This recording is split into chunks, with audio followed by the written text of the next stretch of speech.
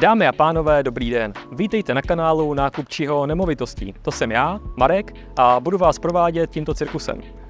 Dneska se nacházíme v brněnské zoologické zahradě, kolébce brazilského jiu-jitsu, anebo, jak je to správně, v brněnském Cejlu.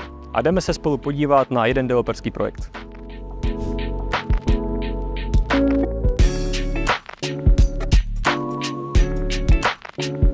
Teď je na místě asi trošku vysvětlit, co vlastně děláme. A není to žádná raketová věda. Prostě bereme peníze našich klientů, za které nakupujeme bytové jednotky, o které se potom staráme. Několik takových najdeme tady, na ulici Spolková, v developerském projektu od společnosti MIG, BD Lido 2. Pojďme se na to podívat.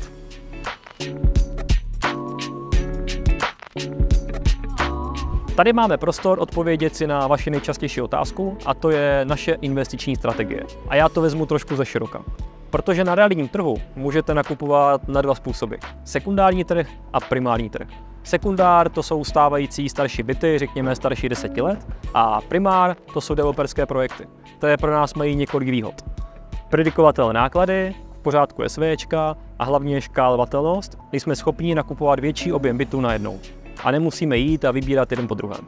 A to nás vede k té další otázce, jakým způsobem ty projekty vybíráme a jak s tím pracujeme. Za sebe můžu říct, že to je hlavně o dobrém vztahu s těmi developery a taky o nějaké vyjednávací pozici. Tím, že my disponujeme větším kapitálem většího počtu klientů, tak se nám daleko lépe vyjednávají akviziční ceny. Čili velmi často nakupujeme za lepší cenu než retailový klient a taky o něco dříve. To jsou ty případy, kdy vidíte, že v inzerci je nový developerský projekt, ale 30 bytů už je rezervovaných, tak tam jsme často my. A jak takové vyjednávání probíhá, si řekneme na našem Hero. Ne, teď pěkně kecám. Na tomto kanále žádná placená sekce nebude, nejsme socky, normálně pracujeme a vy toho můžete být součástí. Pojďte. A tady se, dámy a pánové, nacházíme v prvním klientském bytě. Velké 2KK s velkou zahrádkou, prostorným KKčkem a naše práce je to celé uchopit, kompletně vybavit a dřív než developer ten projekt skolauduje, my nachystáno do inzerce. A pokud svoji práci uděláme dobře, tak tohle budou první pronajaté byty v celém projektu. Tak nám držte palce.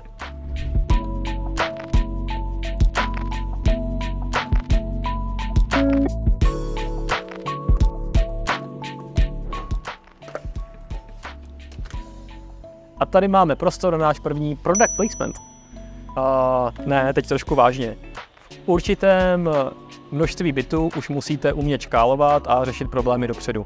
V našem případě se hodně spoléháme na IKEA standard, protože cokoliv se na těch nábytcích pokazí, IKEA má všechno skladem, i hned to vymění a je to úplně jiná pohádka, když naháníte jednoho truhláře, který vám dělal kuchyňskou linku 5 roků zpátky a ufiknul si ruku, nebo ukončil podnikání z jiného důvodu.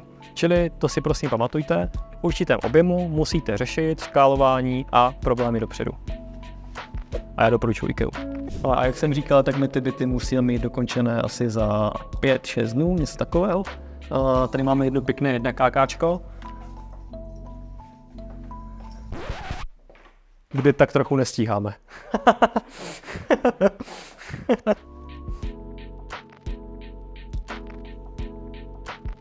Hele, ohledně termínů vás můžu uklidnit, všechno bychom měli stihnout, nicméně i mistr truhlář se někdy utne, čili dámy a pánové, tohle je naše největší kuchyňská linka v našem nejmenším bytě. A to je pro dnešek vše, vážení přátelé. Držte nám palce, ať všechno stihneme, ať se naše dílo podaří, ať jsou byty pěkné a až to bude, tak se vám určitě ozveme. Díky za pozornost a mějte se. Ahoj.